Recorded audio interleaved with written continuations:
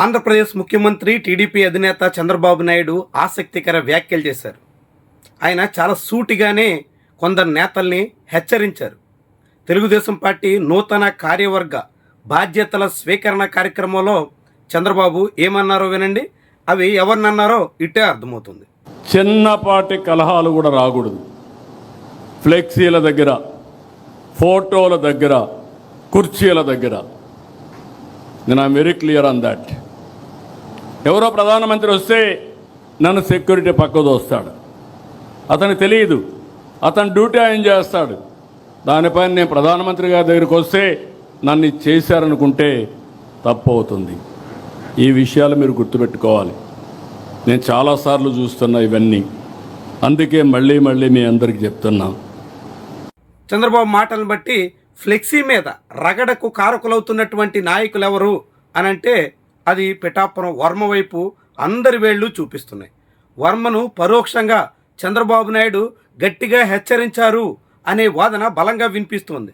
వర్మ ఇంకా అలాంటి ప్రయత్నాలు చేయొద్దని ఇప్పటికే చంద్రబాబు నాయుడు చాలా గట్టిగా సూచించినట్టుగా స్పష్టమవుతుంది. ఇది వ్యూహాత్మకంగా చంద్రబాబు వేసిన అడుగులుగా మనం భావించాల్సి ఉంటుంది. నిజంగానే వర్మ లాంటి వాళ్ళు జనసేనతో సఖ్యత తెంచేసే దిశలో అడుగులేస్తుంటే, జనసేనతో విభేదాలు పెంచే ప్రయత్నం చేస్తుంటే వర్మను పిలిచి హెచ్చరించడం, ఆయన్ని బాధ్యతల నుంచి పక్కన పెట్టడం ఎవరైనా చేయాల్సినటువంటి అంశం. ఎందుకంటే వర్మేమి మొన్న అంత పెద్ద వివాదం రాజుకున్నటువంటి ఆ రాద్ధాంతో రోజు మాత్రమే ఇలాంటి రచ్చ చేయలేదు. దానికి ముందు చాలా సందర్భాల్లో ఇలా ఫ్లెక్సీల చుట్టూ, అందులో చంద్రబాబు ఫోటోల చుట్టూ చాలా వివాదాలు సృష్టించారు. ఆ వివాదం అనేక దశలుగా దఫాలుగా నడుస్తూ వస్తుంది. ఈ తరుణంలోనే మొన్నటి వివాదం రాష్ట్ర వ్యాప్తంగా సంచలనంగా మారింది. ఆ తర్వాత చంద్రబాబు వ్యాఖ్యలు చేయడంతో వర్మని నిజంగానే కట్టడి చేసే ప్రయత్నం చేశారు అని కొందరు భావిస్తున్నారు. ముఖ్యంగా జనసేన పార్టీ శ్రేణులకి ఇది చాలా రుచించినట్టుగా కనిపిస్తుంది. జనసేన పార్టీ శ్రేణుల్లో టీడీపీ పట్ల అంతో ఇంతో ఉన్న అనుమానం, అసహనం, అభిప్రాయ భేదం ఇలాంటి వాటిని చల్లబరచడానికి చంద్రబాబు ఈ తీరున మాట్లాడి ఉంటారు అన్నది సుస్పష్టంగా మనం భావించాల్సి ఉంటుంది. పిఠాపురం ఎపిసోడ్ తర్వాత జనసేన పార్టీలో చాలామంది టీడీపీ ధోరణిని తీవ్రంగా తప్పుపడుతున్నారు. టీడీపీ వ్యవహారాన్ని నిరసిస్తున్నారు.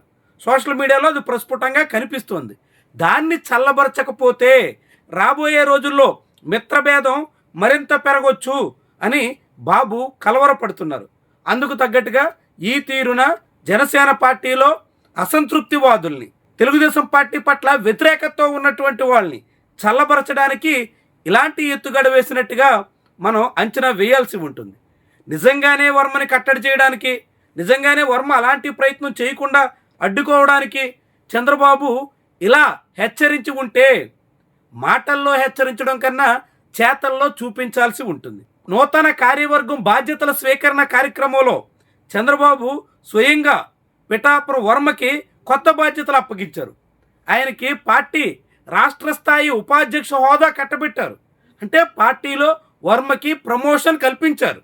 అంటే పార్టీ పరంగా వర్మను మరింత ప్రోత్సహిస్తూ, ప్రమోషన్స్ ఇస్తూ, కీలక బాధ్యతలు అప్పగిస్తూ, అన్ని రకాలుగా ఆయన్ని ఎగదోస్తూ, రెండో వైపు బహిరంగంగా మాత్రం ఆయన్ని హెచ్చరించినట్టు, వార్నింగ్ ఇచ్చినట్టు, అలాంటి ప్రయత్నాలు చేయొద్దని చెప్పినట్టుగా ఈ మొత్తం ఎపిసోడ్ మనకి ఇట్టే అర్థమవుతుంది. నిజంగా చంద్రబాబు అలా హెచ్చరించి ఉంటే, ఆ తీరున వర్మని బెదిరించి ఉంటే, ఆ తీరున వర్మకి వార్నింగ్ ఇచ్చుంటే ఆయన ఎందుకని అంత పెద్ద స్థాయిలో ఆందోళన చేయాల్సి ఉంటుంది? అలా చంద్రబాబు ఫోటో కోసం అన్ని మార్లు రచ్చ చేయాల్సి ఉంటుంది. దీని అంతా చూస్తుంటే చంద్రబాబు నాయుడు ఒకవైపు వర్మను ఎగదోస్తూ, రెండో వైపు జనసేన పార్టీని బుజ్జగించడానికి తగ్గట్టుగా ఎత్తులేస్తున్నారు అనే అనుమానాలు బలపడక మానవు. ఎందుకంటే వర్మకి అన్ని రకాలుగా పార్టీలో ప్రాధాన్యత పెంచుతూ, కొత్త పదవులిస్తూ, వాటికి తోడుగా వ్యక్తిగతంగా వర్మను ఆర్థికంగా బలోపేతం చేసే కార్యకలాపాలు చేస్తూ, కాకినాడలో ఆయుష్ మెడికల్ కాలేజ్ నిర్మించాల్సినటువంటి స్థలాన్ని కూడా వర్మకి అప్పగిస్తూ, ఆయన సంస్థ ఆర్థికంగా నిలదొక్కునే చేయూతను చంద్రబాబు ప్రత్యక్షంగా చేస్తూ ఇదంతా ఒకవైపు నడుస్తూనే రెండో వైపు బహిరంగంగా వార్నింగ్ ఇచ్చారు, ఆయన్ని కట్టడి చేశారు, నియంత్రించారు, కంట్రోల్లో పెట్టారు. ఇలాంటి అభిప్రాయాన్ని కలిగించే ప్రయత్నానికి పూనుకున్నట్టుగా మనం లెక్కించాల్సి ఉంటుంది. ఇదంతా వ్యూహాత్మకంగా టీడీపీ అధిష్టానం చేస్తున్నటువంటి ప్రయత్నమే అనే మాట చాలామంది నోట వినిపిస్తోంది. చంద్రబాబు బహిరంగంగా హెచ్చరించే ప్రయత్నం చేస్తున్నట్టు కనిపించినా అది వర్మ పేరు ప్రస్తావించకుండా, పిఠాపురం ఎపిసోడ్ జోలికి పోకుండా కేవలం జనరల్గా చేసినటువంటి మాట ద్వారా జనసేన పార్టీని దాదాపుగా సంతృప్తిపరిచారు. అదే సమయంలో వర్మకి ప్రమోషన్ ఇవ్వడం ద్వారా ఆయన్ని కూడా తనకు సంతృప్తి కలిగించే ప్రయత్నం ద్వారా బుజ్జగించారు.